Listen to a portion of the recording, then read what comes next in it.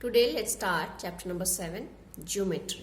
Geometry क्या है देखिए, हम इसमें लाइन सेगमेंट पॉइंट इन सब के बारे में पढ़ेंगे। यहाँ देखिए एनी पॉइंट, ये स्मॉल सा पॉइंट दिख रहा है आपको, तो any point you can give any name A to Z में। ए टू जेड में आप कोई भी नाम इसमें लिख सकते हो, कैपिटल लेटर से हम डिनोट करते हैं, ठीक है। तो इसे हम पढ़ेंगे पॉइंट ए। नाउ ये देखिए एक हॉरिजॉन्टल लाइन है और एरो है, दोनों साइड एरो दी हुई है, फाइन। तो ये क्या है, ये है लाइन, दोनों साइड एरो का मतलब है a line has indefinite length, मतलब आप बोल सकते हो कि इसकी डेफिनेट लेंथ नहीं है, तो वो लाइन। तो इसको आप स्मॉल लेटर, ये याद रखिए, स्मॉल लेटर से वन लेटर से डिनोट कर सकते हो, जैसे लाइन एल है या लाइन एम है, कुछ भी।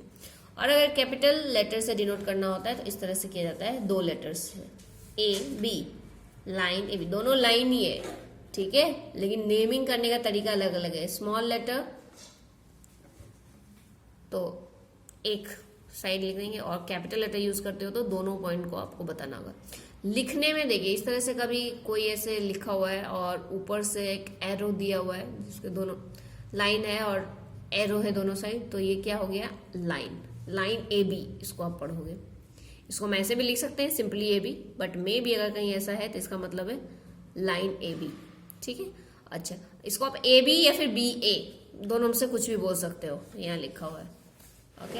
अब आइए लाइन सेगमेंट पे। लाइन सेगमेंट क्या होता है, इट हैज डेफिनेट लेंथ। और यहाँ देखिए ये पी क्यू नेमिंग है, आप इसको पी क्यू बोलो या क्यू पी, लेकिन जनरली कंफ्यूजन ना हो हमें नोटबुक में लिखने में, हम जनरली इधर से स्टार्ट करेंगे पी क्यू।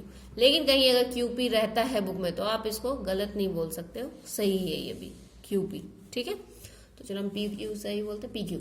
और इसको दोनों साइड एरो नहीं होता है एक भी, तो ये लाइन सेगमेंट है, फाइन। लाइन सेगमेंट मतलब it has definite length. Now रे, रे का मतलब उनका एक इनिशियल पॉइंट है, कोई स्टार्टिंग पॉइंट है और वहां से एक ही डायरेक्शन में लाइन जा रही है। तो यहाँ देखिए इसको दर्शाने का तरीका है, एक रहेगा मतलब एक स्टार्टिंग पॉइंट होती है और दूसरी जो है दूसरे साइड एरो रहती है, तो इसको हम रे बोलते हैं। रे ओ बी बोल सकते हो आप, ठीक है, या फिर रे बी ओ, लेकिन हम जनरली नोटबुक में लिखने के लिए इधर से स्टार्ट करेंगे ओ बी। तो रे पहचानने का तरीका क्या है, एक साइड एरो रहेगा आपके किसी भी लाइन पे, तो वो हो गया रे। जैसे कि यहाँ देखिए रे पी एस, ठीक है, और इस तरह कहीं लिखा है तो इसको ऐसे पढ़ोगे आप, रे पी एस, रे ओ ए, रे ओ बी, ओके। चलो हम एक्सरसाइज देखते हैं क्या है। Exercise number 1, classify the following as ray, line and line segment.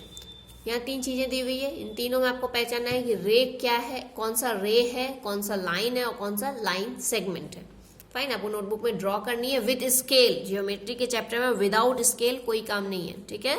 With scale and a sharp pencil you have to do this exercise.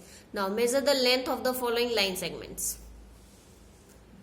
ये क्वेश्चन वर्क कैसे बनाओगे आप, नोटबुक में इसको ड्रॉ करना है एंड देन उसके नीचे आपको लिखना है वेदर इट इज अ रे और लाइन और अ लाइन सेगमेंट। नाउ नीचे लाइन सेगमेंट्स हैं और इनको आपको मेजर करना है स्केल से, एग्जैक्ट लेंथ आपको मेजर करना है एंड नीचे लिखना है, ओके। इसको कैसे लिखोगे आप, ये ड्रॉ करोगे देन लिखोगे ए बी इक्वल टू जो लेंथ आएगा, फाइन, ओके। लेंथ सेंटीमीटर में होगा तो सेंटीमीटर के साथ लिखना है। Draw the line segments of the following length. अब यहाँ देखिए दिया हुआ है 6 सेंटीमीटर, 5 सेंटीमीटर, अलग अलग दिए हुए, इनसे आपको लाइन सेगमेंट्स ड्रॉ करना है हर एक के लिए, fine. How many rays do you find in the following figure, name them also. अब यहाँ देखिए एक फिगर है, ये रहा, एक एरो बना, मतलब एक लाइन बनी हुई है और पॉइंट दिए हुए हैं 3 इस पे, आर एस और टी। अब इसमें आपको एरो फाइंड करनी है, कितने एरो आप फाइंड कर सकते हो इतने में वो आपको लिखना है। क्या क्या फाइंड कर सकते हो, देखो मैंने एस से पहले पकड़ लिया, तो ऐसे क्या करोगे, एस आर एस टी, 2 हो गए। उसके बाद आप आर लो, तो ये क्या बन गया, एक तो आर एस ठीक है, और दूसरा हो गया RT, फिर T लो तो TS और TR। ओके, इन सबको आपको नेमिंग करनी है। ये एक्सरसाइज 1 हो गया। एक्सरसाइज 2 देखते हैं क्या है। एक्सरसाइज 2 है name the angles also write their vertices and arms. अब देखिए एंगल है, एंगल में आपको ये प्रोटेक्टर लेना है। इसका मापने का एक तरीका होता है, आप अपने घर में किसी बड़े से हेल्प ले सकते हो। इसका जो ये पॉइंट है, या ये पॉइंट आपको यहाँ पे पुट करना है, इसको पूरा रख के, एंड फिर आपको ये पता चलेगा कि ये जो लाइन है, ये पूरा ये एंगल आपको इसमें पता चल जाएगा कहाँ पे आ रहा है। और जितना आएगा यहाँ पर नंबरिंग, देखिए ये 2 स्केलिंग होती है इनकी, एक इनर स्केल है 0 से स्टार्ट हो रहा है, एक ये आउटर स्केल है यहाँ 0। तो आप इसको जैसे यहाँ पुट करोगे तो यहाँ से 0 से स्टार्ट करोगे इनके बेस लाइन से, तो आपको पता चलेगा कि कौन से एंगल पे आके ये लाइन P है जो वो यहाँ आया है। तो यहाँ तक आएगा मान लो, तो ये पूरा जो रीडिंग जा रही है मान लो 100 या 110, तो वो आपका एंगल का माप हो जाएगा। तो इस तरह से आपको, अब ये है, ये देखिए क्या, जब ये बेस पर आप इसको रखोगे प्रोटेक्टर को, ये बेस लाइन इसमें मिलाओगे ये, और ये जो ये 90 डिग्री का है वो इस पे आएगा डायरेक्ट CB पर, तो ये आपको पता चल जाएगा कि ये 90 डिग्री है। ठीक है, from the given figure list the points which are in the exterior of angle ABC। Angle ABC का मतलब है ये B जो है ये बीच में होना चाहिए, मतलब AB और C, या फिर इसको CBA भी बोल सकते हैं। ठीक है, अब ये कौन सा पॉइंट जो है एक्सटीरियर में है ABC के और इंटीरियर में है ABC के, तो ये एक दिया हुआ है फिगर ABC एंगल, इसके एक्सटीरियर पे एक पॉइंट, एक्सटीरियर मतलब बाहर, इंटीरियर मतलब अंदर। एक्सटीरियर पे कौन कौन से पॉइंट हैं, साफ हमें दिख रहा है P और Z, और इंटीरियर में कौन कौन से पॉइंट हैं X और Y, ये आपको लिखना है। Okay, exercise 3, measure the following angles using a protractor. Protractor का वापस यूज है, आप उसको यूज करो और एंगल्स लिखना है सबको। Draw the following angles using a protractor. अब यहाँ पे माप दिया हुआ है आपके पास, डिग्री है, आप प्रोटेक्टर लोगे, बेस लाइन बनाओगे, और जैसे 35 डिग्री है तो बेस लाइन बनाया आपने, प्रोटेक्टर रखा, प्रोटेक्टर का पॉइंट जो है वो बेस लाइन के स्टार्टिंग पॉइंट पर जाएगा, और 35 जहाँ पर आएगा वहाँ आप डॉट करोगे, और फिर स्केल से हेल्प से बेस के पर वो लाइन मैच करोगे। ओके, तो इस तरह से आपका बन जाएगा। ये सारे माप के एंगल्स बनाने हैं आपको, और सबका नेमिंग कीजिए।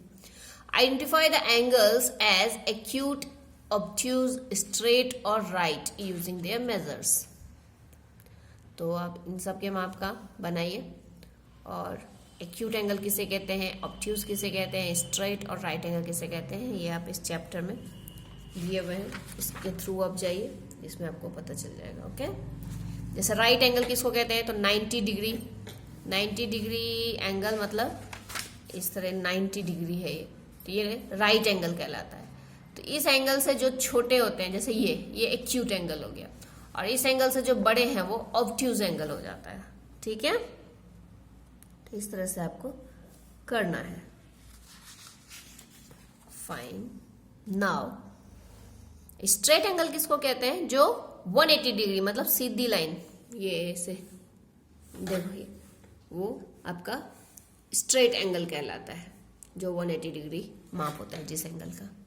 फाइन ना, तो ये भी हो गया आपका एक्सरसाइज नंबर 3, और ये चैप्टर आपका कम। Exercise 4, observe the given figure and name the following. Centre of the circle, अब इसके बारे में आपको पढ़ना होगा, अभी आप कंप्लीट कीजिए एक्सरसाइज 3 तक, नेक्स्ट हम